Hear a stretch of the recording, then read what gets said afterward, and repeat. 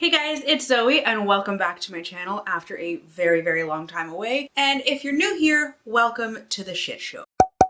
Today I'm going to be doing my December TBR, the first TBR I think I've done since July, maybe June. I don't know. First things first, let's just get it out of the way. Where have I been since the summer? Well, the Stew crew is expanding. I'm hella pregnant. I am due on Kurt's birthday, February 11th. I'm gonna have another clone of my husband, potentially on his birthday. I'm gonna fucking riot. Anyways, this baby we're calling Squish. This pregnancy has been kicking my ass. I have not really had any recovery time in between these pregnancies, so my body's kind of just like, settle the fuck down for about 5 minutes, please. So I took a hiatus again from filming, from doing anything really social media related. I haven't really been posting on Instagram. TikTok has been very sporadic. Even Twitter. Sometimes I'm just like, I can't even fix my little fingers to send a tweet. I've been focusing on reading and writing more. Still really fell off the wagon with the reading though for a while. But I am hoping to jump back into that with this December TBR. So my Goodreads goal at the beginning of this year, I set it to 150 books because I'm like, I can do that easily. What a dumb bitch though. I swear to God, I knew that I was gonna try for another baby this year. So poor decisions. I said I was gonna set realistic goals for myself, but still made some very questionable choices. But I think I can still hit that number if I stick to this ridiculously large TBR that I have here. So I'm filming this November 25th, I think it is. And I am currently sitting at 109 books out of 150. The goal is to get to at least 112 by the end of this month. I got 5 days to try and finish 3 books. I am halfway through one audiobook and halfway through a physical book. So I think I can do it. I think I can do it, realistically. Which leaves me with 38 books that I need to read in the month of December. Now, I know what you're thinking. 38 books is way too fucking much. Take a seat, have a realistic TBR for once in your life. The answer is no, it wouldn't be me if I was doing any of that shit. But the bright side, most of these books I have found through the 2 different libraries in my area on audiobook. And I have a few credits from Libro FM and I think 1 or 2 from, what the fuck's the other one called? Audible. So I think I can manage to get most of these in via audiobooks, and I listen to audiobooks at minimum 2.5 times the speed. And there's a lot of like shorter ones too. Not many chonkers on here, except those bitches. Honestly, let's just get into these. These are in no particular order. We are gonna start with Chaos and Flame by Tessa Gratton and Justina Ireland. This is an arc that comes out in March 2023. I don't remember what this one is about. Ancient magic, warring factions, romance between 2 people in the world with the most cause to hate each other. We love to see it. That's all I really need to know. And that looks like, is that a phoenix and a dragon? Say less. That's all I need. Land trapped in endless violence. The more I read, the more I'm getting from this, saying you're gonna love it. However, I have read one Tessa Gratton book. Were you by Tessa Gratton? Yeah. And I didn't love it. I'm a little wary. It sounds like I'm gonna love it, but the one book that I haven't read anything by Justina Ireland, the one book that I've read by Tessa Gratton was kind of a huge fucking disappointment. And then I've got An Unthinkable Thing by Nicole Lundgren. I've been saying all year that I need to read this fucking book, and I haven't gotten around to it, which is baffling because it sounds so good. It's about an 11-year-old boy who is sent to live with his mother after the death of his aunt. The aunt who raised him is found murdered, so he goes to stay with his mother who abandoned him on the day he was born, but she works at this estate for the Hannaberries. Yeah. She's the live-in housekeeper, and he's just kind of left to his own devices to navigate the house, the grounds, and the really twisted family that lives inside there. Everybody in this family has their own agenda. The matriarch Muriel is often heavily medicated and pays a little bit too much attention to Tommy. Their son, Martin, I believe? Yeah. Sometimes he treats Tommy like a kid brother, sometimes like a pawn in a game that Tommy's like, what the fuck is going on? And then the father, Dr. Hannaberry, just basically ignores Tommy, but also really wants him gone. And then you have the elderly neighbor coming in out of left field who knows a little bit too much about this family, and nobody's really gonna say why. Things all come to a head at the end of the summer when the question is raised, could an 11-year-old boy really have committed cold-blooded murder? I mean, probably. I don't know, shit. Then, I have a reread and a new read here. I've got Beasts of Prey and Beasts of Ruin by Ayana Gray. Beasts of Ruin came out this summer. I read Beasts of Prey last year, I think it was. I don't know. Really loved it. I was sent the box for the ARC for Beasts of Ruin, and if I can find the footage of when I opened that, I will stick that in here. It was unholy, the sounds that came out of me. I was so fucking excited. I was not expecting this. It made my entire life. I was amazed. I think it's Beasts of Ruin. Get out of here, bitch! It is Beasts of Ruin!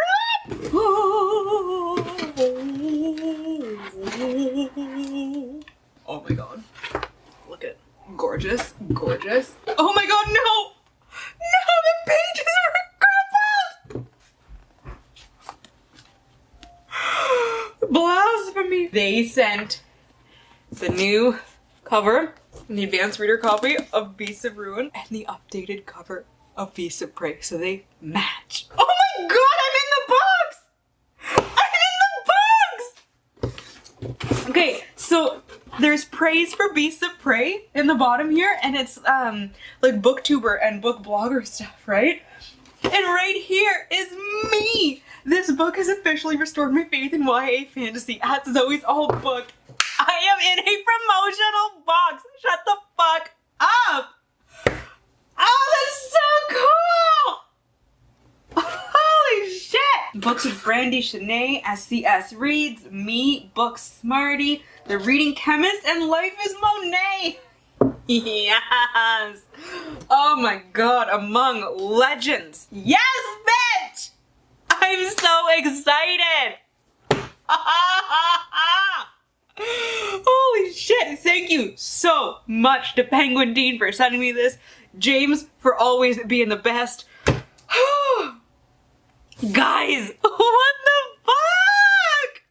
fuck? I'm so excited. I am so fucking excited. I'm just gonna be walking around like this everywhere, showing off these because they're so fucking gorgeous. I'm gonna piss off my husband so much just by shoving these in his face. Oh, I gotta call my brother. Jack, this is so cool. Ooh. Fucking name in a promotional box. Do you mean that people are gonna get this box? Other human beings are gonna get that and they're gonna see my name in there? Are you fucking kidding me? Is that real life? Is that real life? It is real fucking life. Let's go. I'm so excited. I gotta go call Kurt. This is so fucking cool. I gotta call Kurt. I gotta call John. I gotta tell my children. Are any of them gonna care? No. Draco! Bubsy, look it! He doesn't give a shit. But look it. Look what happened to Mama. Look at you. Sitting on your brother's bed. He claimed it for himself. He said, I don't give a shit what you're doing. I love you, baby. You're so handsome. Oh yeah, that's a handsome man. I will be riding this high for a long time. I'm not going to talk about Beasts of Ruin because I do not want to spoil it. This follows Coffee, an indentured beastkeeper at the infamous Night Zoo, and it begins when she unleashes this hidden power that has been brewing under her skin for years and years and years, and it kind of really fucks shit up. After she unleashes this power, Ekon, I can never fucking remember, oh my god. He is a warrior in training for the elite Sons of the Six. It's his task to find Coffee as she is trying to flee the Night Zoo. However, it does not quite go as planned because she saves him from the Shitani. I need to put this book down, it's killing me. A monster that has plagued La Casa for centuries and has haunted Ekon's nightmares for a very long time. These two decide to work together. They strike up a bargain to go and find this Shitani and kill it and bring it back to try and solve all of their problems. To do this, they need to enter the Greater Jungle, which is quite possibly the worst decision that anybody could make. There are monsters and beasts and just everything trying to kill you. And as soon as they enter this jungle, the question becomes a little muddled. Are you the hunters or The Hunted. And then I have The Davenports by Crystal Marquis. This comes out January 2023. So probably going to be one of the first ones that I pick up so I can do a review and whatever and do all of the things. This one is the first in a new YA series set in the turn of the last century in Chicago. Pause. It has come to my attention that 1999 was not 10 years ago, but is 23 years ago. So the turn of the last century was technically very recent. So I'm assuming it's the turn of like from the 1800s into the 1900s, but like, Jesus. We're gonna have to change that. This follows the Davenports, one of the few Black families of immense wealth and status in the United States. Their fortune made through the entrepreneurship of William Davenport, a formerly enslaved man who founded the Davenport Carriage Company years before. Now, the Davenports live a beautiful gilded life surrounded by servants and crystal chandeliers and endless parties and all of that fun stuff. And now the latest generation of the Davenports must find their way in this rapidly changing country as they unexpectedly fall in love. We have Olivia, the eldest Davenport daughter, ready to do her duty by getting married until she meets the charismatic civil rights leader Washington DeWitt. I don't know. I cannot read. I am a fraud. And sparks fly. And the younger daughter, Helen, is more interested in fixing cars than falling in love. Love that for her. Unless it's with her sister's suitor. I hate that for her. What in the hell? Amy Rose, the childhood friend and now maid to the Davenport sisters, dreams of opening her own business and marrying the one man that she could never be with. What's her name? Olivia and Helen's brother, John. But then there's Olivia's best friend, Ruby, who also has her sights set on John Davenport. Apparently, he's the catch. But she can't keep his attention. I'm wondering if that's because he's got his eye on Miss Amy Rose here, until parental pressure has her hatching a plan to win him over.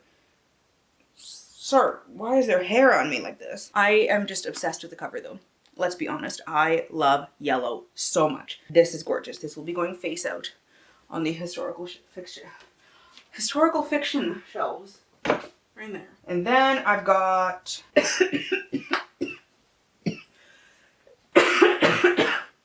a pain! Let me tell you, it's not a fucking myth. This whole after you have children, every time you cough and laugh and sneeze, you piss yourself. It happens at least once a day. It's amazing. In like an amazingly horrifying kind of way. I don't even know the order here. Anyways, I have the Privilege series by Kate Bryan, which is the spin-off to the Private series, which is 8 million books long. This series follows Ariana Osgood, one of the characters from the Private series. I am not going to be talking about what happens with her in that series because massive spoilers for the whole series. She's a very interesting character. That's all I'm going to say. She ends up dipping out from the first series. I'm not going to say when. I'm not going to say why. I'm not going to say anything about that because, again, massive spoilers. So she spent the past 2 years at a redacted place, plotting a way to leave said place, and is determined to get a second chance at a glamorous life for reasons. And she will do anything to get her way. And if you know this character, when they say anything, they mean anything. Yeah, I don't even know what I can say about this without spoiling the first series. I've never finished the series. I've read the first 4. Maybe if I told you what the fucking books were, that'd be great. We have Privilege, the first book, and then what the fuck am I doing? Beautiful Disaster, Perfect Mistake, Sweet Deceit. This is horrendous. Oh my god, who chose to do it this way? Fire them. Pure Sin, and finally, Cruel Love. So Pure Sin and Cruel Love are the 2 that I've never read. I think I found Pure Sin at a used bookstore or like Value Village or something, maybe last year. And Cruel Love I just found, oh my god, my nose is so itchy, on Tuesday. So I'm super excited to binge this series. And then I got To Best the Boys by Mary Weber. This has been on my TBR for so long. Oh my god. I actually don't even remember what this is about at all. Every year for the past 54 years, the residents of Pinsbury Port have received a mysterious letter inviting all eligible aged boys to compete for an esteemed scholarship to the all-male Demwick University. The poorer residents look to see if their names are on the list. The wealthier look to see how likely their sons are to survive. That's fucked. And Wren Teller opens to see if she can derive which substances the ink and parchment are created from using her father's microscope. I'm assuming it's gonna tell us why she wants to do that. In the province of Caldon, where women train in wifely duties and men pursue collegiate education, 16-year-old Wren wants nothing more than to become a scientist. As the poor of her seaside town fall prey to a deadly disease, she and her father work desperately to find a cure. But when her mum succumbs to it as well, Wren decides to take the future into her own hands through the annual all-male scholarship competition. With her cousin Selene by her side, the girls don disguises and enter Mr. Holmes' labyrinth to best the boys and claim the scholarship prize. Except not everyone is ready for a girl who doesn't know her place, and not everyone survives the deadly maze. Welcome to the labyrinth. I'm intrigued. I mostly just want to get it off of my TBR shelves and make room for more books when I inevitably go book shopping multiple times this month. Do I have all of you bitches here? 1, 2, 3, 4, 5. Yeah, buddy. Rolling like a big shot. The Gallagher Girls series by Ali Carter, which is I'd tell you I love you, but then I'd have to kill you. Again, horrible choices happening here. Cross my heart and hope to spy. Woo. Don't judge a girl by her cover. Only the good spy young. Out of sight, out of time, and finally, united we spy. I started rereading I'd Tell You I Love You, but then I'd have to kill you in October. And for some reason just never finished reading it. I don't know why. So I'm going to restart that in December and finish out the rest of the series and love life. Honestly, I love these covers though. They are so fucking classic. This series follows Cami Morgan and friends, who is our students at the Gallagher Academy. Oh my God, why is it so hard for me to say? I have no idea. For exceptional young women, a school where they train to be spies and assassins. Even though Cami is completely badass and knows 14 different languages and can kill a man in at least 7 different ways with her bare hands, she has no idea what the fuck to do when she is faced with an ordinary teenage boy. Especially one who thinks that she's just an ordinary girl. Like, yeah, she could tap into his phone, hack into his computer, stalk him without him ever knowing, using all of these skills that she's been taught in school. But can she navigate a normal relationship with him? To be determined. And then the rest of the series I will not get into because spoilers, but I am obsessed. If you know, you know. If you don't know, read it. And then we've got, can we see this? I don't even know, it's shiny. The Lorien Legacies by Pittacus Lore. I don't have the second book because my brother still has it. Probably actually got rid of it from years ago, and I'm salty. And for some reason, I still haven't picked it up. Every time I see it at a used bookstore, I'm like, no, I have that one. And then I get home and I'm like, I don't fucking have that one. The good news is though, the audiobooks for these are all at, I think between both libraries, they've got them all. So I don't actually need the second one because I have a copy of it that I can listen to. He also has the dust jacket for this one. Are you fucking kidding me? I am number 4. And then the second one is The Power of 6. I believe. And then we have United as One, The Fate of 10, The Revenge of 7, The Fall of 5, and these are so out of order. What? The Power of 6 is the second one. I know that. What the hell happened here? Okay, number 3 is The Rise of 9, actually. And then number 4 is The Fall of 5. Number 5 is The Revenge of 7. Number 6 is The Fate of 10, and number 7 is United as One. There we go. That is the correct order. Do I remember what these books are actually about? Not quite. I've read the first 2. The last 5 I have not read, and it's been years since I watched the movie. So we're gonna do a little searchy search and figure this out. It follows like an alien race that have come to Earth, and there's only 9 of them. They look like us, they talk like us, they live among us, but they are not us. They have superhuman powers, stronger, faster. They're like superheroes, but they're real. Their plan was to grow and train and become strong, become one, and fight them. Who is them? Who are they? We don't know. But they found us and started hunting us first. Now we're all running, spending our lives in the shadows, the places no one would look. We have lived among you without you knowing. Creepy. But they know. They caught number 1 in Malaysia. number 2 in England, number 3 in Kenya, and they killed them all. I am number 4. I am next. All I know is that Alex Pettyfer was number 4 in the movie, and he is gorgeous, and that's all I care about in life right now. Anyways, next up, we've got the Everless duology by Sarah Holland, Everless and Evermore. I did like Everless. Like, it was good. It wasn't, I don't remember it standing out or anything, but it wasn't awful. And I just never got around to getting Evermore. Saw it at the Goodwill bookstore on Tuesday, and I was like, titties, let's go, we can finish this. Is this where time is like currency? Like that movie In Time with Justin Timberlake. That's what I remember thinking about when I read this. I feel like if I watched it again now, it would be so much cheesier than I remember.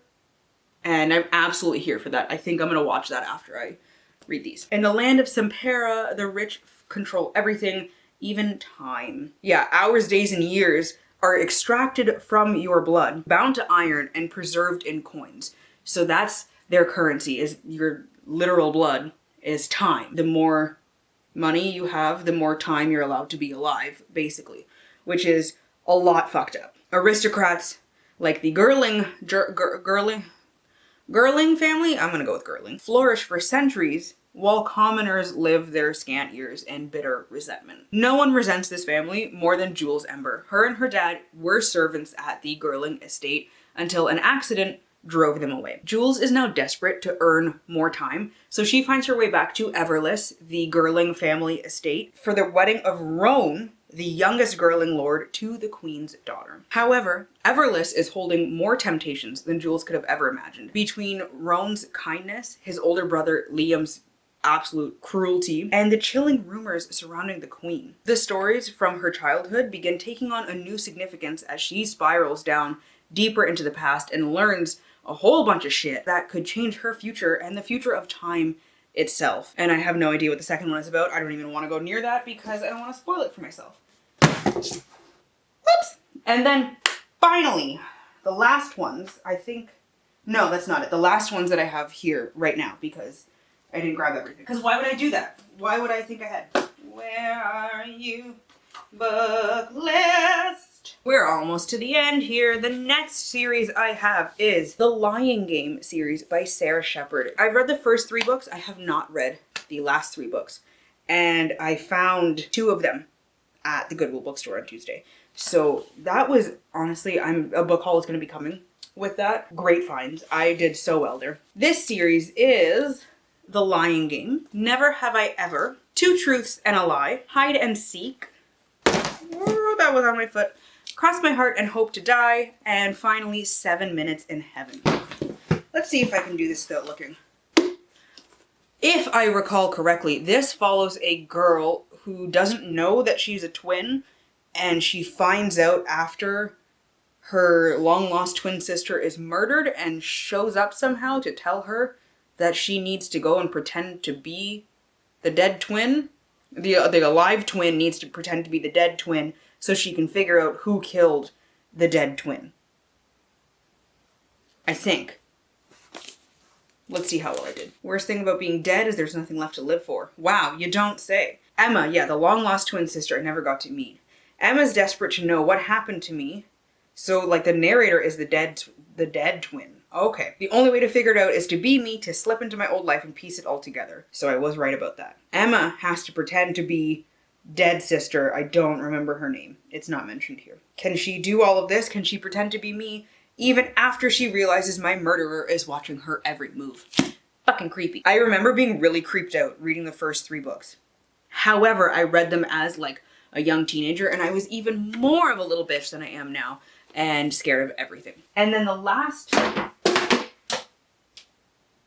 a hot mess, physical books that I'm going to be reading. So right now, I'm in the middle of reading Air of Fire by Sarah J. Maas. I was reading a couple other books, and I just couldn't get through them. I was slumping so hard. So I'm like, you know what? I'm going to reread Throne of Glass, because it always gets me out of a slump. So I'm halfway done Air of Fire right now, and the goal is to finish that by tonight, maybe tomorrow morning, and then read Queen of Shadows before December 1st, so that in December, I need to read the last 3 books, which are Empire of Storms. These books are so heavy. God, I love it. Tower of Dawn, and Kingdom of Ash. I'm not going to talk about those 3 books for spoiler purposes, but Throne of Glass, if somehow you don't know what Throne of Glass is about yet, first of all, how? That's amazing. Teach me your ways. But it follows an assassin, Selena? I always want to say Selena because I know so many Selenas. But is it Selena? I think it's Selena. Sardothian, who gets taken out of this mine that she's been a slave in for a whole year to compete in this competition to become the king's champion. If she does that, she gets to live her life for several years being the king's assassin, and then she finally gets her freedom. All she needs to do is somehow defeat the 23 other people that are competing against her for this title, honor, privilege. It is none of those last things. And then also try and figure out what the hell is killing these other people that she's supposed to be competing against. It's just picking them off like flies. There's something nasty, something dark and twisted and evil living in this castle other than, you know, the king. And she's got to figure it out before she's next. Call me trash, call me basic, call me whatever the fuck you want, but I fucking love the Throne of Glass series. I love everything that she's written so far, except for Catwoman, for reasons. My God, that book made me so angry. I can't even think about it. The last 2 books that I have are the last 2 books of the Dagger and the Coin series by Daniel Abraham. I have been listening to those on audio. I have, the first book, The Dragon's Path. I just finished listening to this the other day, and I've only ever read this first one. I am about halfway through the 3rd book right now. So I finished The King's Blood, which is the 2nd one, and the 3rd one is The Tyrant's Law, and I don't even know what the other ones are. So if all goes according to plan, I will actually finish book 4 before December, so I only have to read one of these in December. So my TBR might actually only end up being 37 books, which is still hefty. Okay, The Widow's House is number 4, and The Spider's War is number 5. So again, if all goes according to plan, I will only be listening to The Spider's War in December. So this series starts, like I said, with The Dragon's Path. It follows Marcus, a war hero who just does not want to be in any battles anymore. When his company of men are pressed into service again, he needs to take some unorthodox steps to prevent anything bad happening to anyone. And then we've got Cithrin, who is a ward of the bank. She's tasked with smuggling a nation's wealth across borders, keeping the secret from both sides of this war. And then we have Getter. I've always had trouble if it's Getter, Jeter, Jetter, I don't know, but the audiobook says Getter, and that's what I'm going with. He is a little shit. I fucking hate this guy so much. Oh my God, I have very strong opinions about him. He is the sole heir to a noble house, but he's more interested in philosophy than swordplay. Honestly, he is just a poor excuse for a soldier, but a soldier he is nonetheless. And he becomes a pawn in everybody else's games. He has no clue what's going on, but everybody else is using him. However, nobody really knows the consequences of what's going to happen after they use him. No one can predict what he's going to become. And honestly, everybody should have just fucking left well enough alone. Oh my God. Anyways, he pisses me off so much. And that's it. We're done. We're done. I have so much footage here because I have not filmed in so long, and I have tripped over my words 1,000,000 times and forgotten how to speak 1,000,001 times.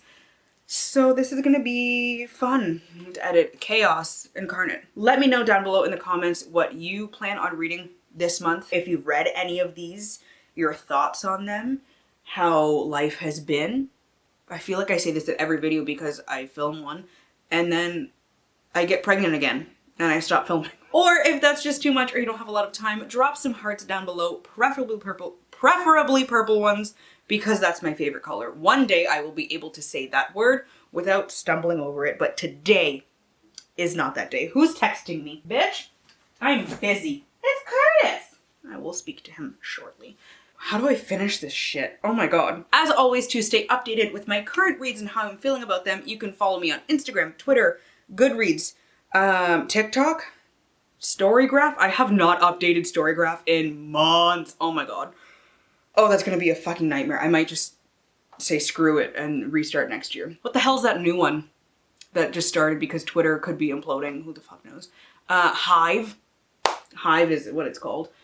It's cute. I like it so far. We'll see how, like, if it sticks around and if it stays. And I think that's it. I don't know. Honestly, I don't even know social media anymore. I feel old. All of that stuff at Zoe's All Booked, which I will leave linked down below in the description box. Thank you all so much for watching. If you like this video, please give it a thumbs up, subscribe, and share the video. And I hope you all have a wonderful day and get at least a little bit of uninterrupted reading time. I love you awesome nerds, and I will see you in the next one. And I promise it will not be 4 months from now, because I'm gonna film a second video right after this one.